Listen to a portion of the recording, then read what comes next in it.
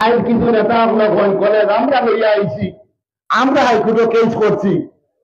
আমরা হত্যা করছি, আমি তো স্বীকারোক্তি দেইয়া তুমি তো যতখানে আসলা অতখানে আমি না করিলাম না, কিন্তু হাইকোর্টে কিনা কইছি সরকার তো কইছে তুমি গাইডলাইন নিয়ম কানুন চলা দেখে বিবেচনা করে দাও।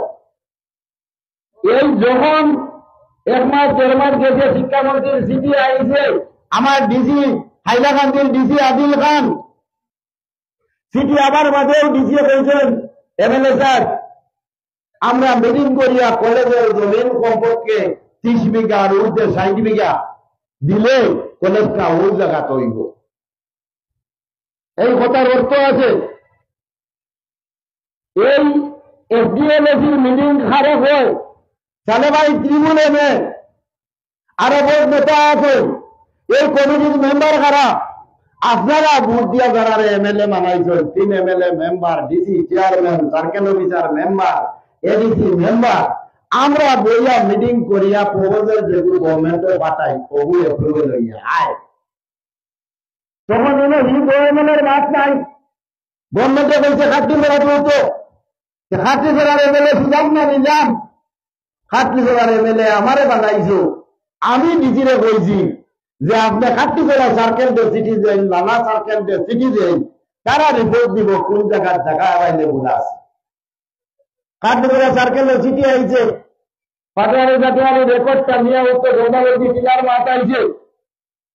আজ 30টা বছর এমএলএ মন্ত্রী গৌতম রায়,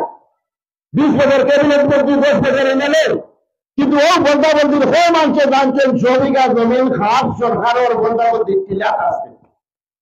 আজ জানলে তুমি তো এমএলএ ছিলাম বানালে ওকে তো কাজে বার করছে যে বন্দাবন্দির টিলা সরকারের জমিন তরিকা ফেলায় আজ বাগানের নাম লইয়া দখল করি খাইতরা, এখনো বেশ ছিলেন জমিন আছে বাবুর কাছে আজ নেতাগিরি করে। আমি সুদামে নাইকো হইয়ার 1 ইঞ্চি সরকারের জমিন তার বাসে রাখতে পারত না, আমরা মাঝে দেওয়া লাগবে। আমি নেক্সট অ্যাসেম্বলির প্রশ্ন আনবো যে সুলতানি বাগানের কত বিঘা জমিন আর সরকারের ছিলেন কত বিঘা জমিন,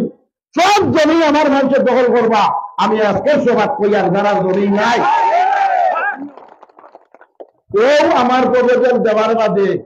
ও গভর্নমেন্টটা কি চিঠি আইলো যে বন্দাবন্দি সুলতানি 60 বিঘা জমিন পাইছি ডিসি তাকিয়া কোন খলে লই। এই কথার অর্থ হইল আমি বড় বড় অহংকারী গপ করি না, আমি বারে বারে কইয়ার আপনারা ভোট দিয়া বেলে বানাইছেন, আমি ওই জায়গাটার নাম লাগাইলাম। আজ আমার উপরে বদনাম দেন, আমি এনে কলে দিতে দিলাম না, ওটাকে হাতিয়া হলো নেই আর গিয়া, হলো নেই আর গিয়া। ওই যেন মিটিং করিয়ার করে যে বাড়ি মালিক টান বাড়িতে গেছি, টান 10-15 বিঘা জমিন করে আছে বলে ওখানটা দেও বলে চাকরি অতগুলো লাগবো, টাকা অতগুলো লাগবো, পারছি না। আমি কুটিনাজনের ডাক্তার বাড়িতে গেছি আর লগে প্রত্যেক জায়গায় সালে জেলা পরিষদ, কালাম প্রেসিডেন্ট, এপি আব্দুল্লাহ, ইকবাল বাহার, জাফর ইকবাল, এটা ইনের বহুত মানুষের দেখছেন সুদাম গেছেনি না না, প্রত্যেকের বাড়িয়ে বাড়িয়ে গিয়া জমিন কুদাইছি 30 বিঘা টাকা 30 বিঘা টাকা কিটার লাগি যে এই জায়গার উপরে টিলা কাটিংয়ের মাছ আইছে, বিল্ডিং টেন্ডার হয়েছে, ওই জমিনে বিল্ডিং করেছে প্লেন 9 কোটি টাকা, 13-14 সিডিউলের দাম, সিমেন্টের দাম 250 টাকা, ইটের দাম 5,000 টাকা, রথের দাম 3200 টাকা প্রত্যেকটারে হয়। এখন আমি 22, 23, 24, 25 ইংরেজি কাম করতাম, সিমেন্ট 500 টাকা, রথ 8,000 টাকা, ইট 14,000 টাকা, 9 কোটি ও বিল্ডিং হইব। এর ভিতরে মাছ আইছে টিলা কাটার আরো লাগে 12 কোটি টাকা। ওই সরকারে বারে বারে ঘর যে প্লেন জায়গা 30 বিঘা জমিন দেবো আমি কলেজ বানাইবো, যার কারণে গেম হয়ে গেছিল। আমি তা মানুষের বাড়িয়ে বাড়িয়ে কিতাব লাগিয়ে হাতিয়া যে 30 বিঘা জমিন যদি কোনমান থাকি বাড়িতে কলেজ বানানো রাখ। যখন জেগার হইয়া কয় বছর লাগিয়া আমি হেবে যাইতাম বুলার বছর নাও নৌকা দিয়া কত কিলোমিটার মারিয়া আমি কোথায় গেলাম হাজার হইয়া হলো গেছি। যাইবার 5 দিন আগে চিঠি আইছে ডিসি যে 3 কোটি টাকা আমি 2বার অ্যাসেম্বলি সাইড করিয়া মাটি কাটার লাগে সেন্ট্রাল করলাম। তখন ইঞ্জিনিয়ার যখন উঠিছে আমার লগে আব্দুল্লাহ সামনে যেমন সব এই যে টিমের পুকুরিতে আর সারা আমার লগে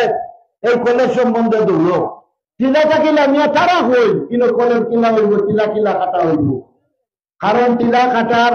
সরকারি ইস্টিমেট 17 ইংরেজির যখন রিপোর্ট পাঠাইছি তখন ইস্টিমেটও আইছে 8 কোটি টাকা 9 কোটির বিল্ডিং 8 কোটি সরকারে দিবেনি আজ আসাম সরকার হোক দিল্লি সরকার হোক যদি নিয়ম থাকে